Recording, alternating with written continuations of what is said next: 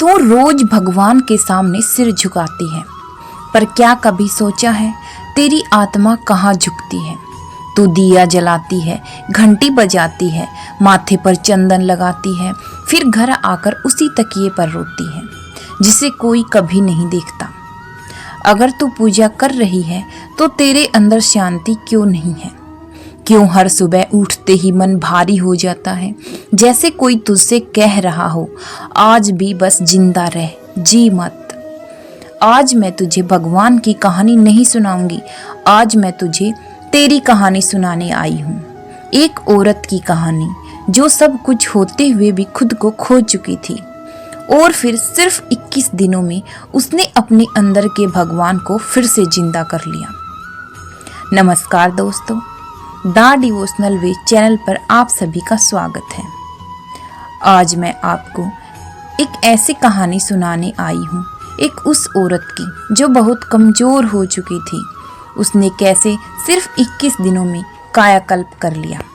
सुमन 38 साल की एक साधारण महिला, घर है, पति है, बच्चे भी हैं, पर दिल में खालीपन ऐसा जैसे कोई कमरा बरसों से बंद पड़ा हो। हर सुबह मंदिर जाती है, घंटी बजाती है, धूप दीप जलाती है, लेकिन आंखों से बहता पानी भगवान नहीं देख पा रही है। एक दिन उसने भगवान से कहा, सब कुछ है पर मैं खुद नहीं हूँ। उसी रात उसे एक अजीब सपना आया। सफेद रोशनी में एक बूढ़े वैद्य खड़े थे। बेटी, तू पूजा नहीं मरम्मत मांग रही है। वैद्य बोले, तेरा शरीर नहीं टूटा, तेरी कोशिकाएं थक गई हैं, तेरा मन नहीं बिगड़ा, तेरी ऊर्जा डर में फंस गई है। फिर उन्होंने कहा, कायाकल्प पूजा से नहीं, अनुशासन, विज्ञान और आत्म भक्ति के संगम से होता है। सुबह उठते ही सुमन के कानों में वही आवाज गूंज रही थी, 21 दिन, बस 21 दिन। पहला दिन सुमन ने मोबाइल नहीं उठाया, सीधे खिड़की खोली। सूरज की पहली किरण उसके चेहरे पर पड़ी और पहली बार उसे लगा मैं जिंदा हूँ।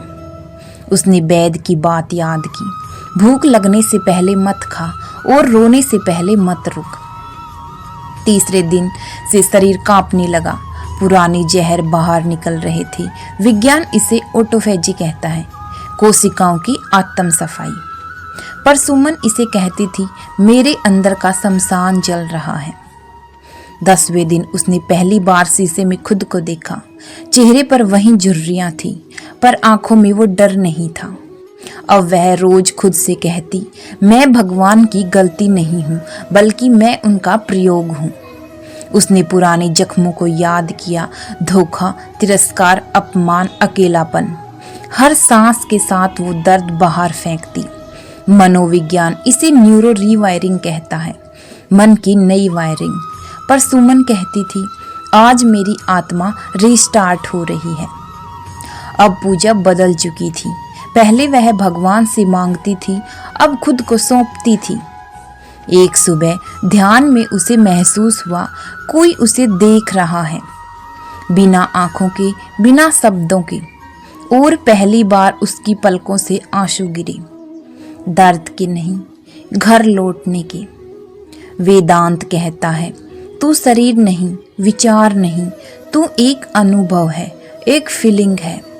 सुमन अब मंदिर जाती थी, पर प्रार्थना नहीं करती थी, बस बैठ जाती थी, जैसे किसी के कंधों पर सिर रख दिया हो। 21वें दिन उसने फिर से शीशे में देखा, वही चेहरा, पर अब वह उसे डराता नहीं था। वह मुस्कुराई और शीशे ने जवाब दिया, तू बच गई, इस बार सच में बच गई। अगर तुम भी रोज पूजा करती हो और फिर भी मन खाली है, तो समझो भगवान नहीं, तुम्हारी ऊर्जा थकी हुई है। 21 दिन कोई चमत्कार नहीं,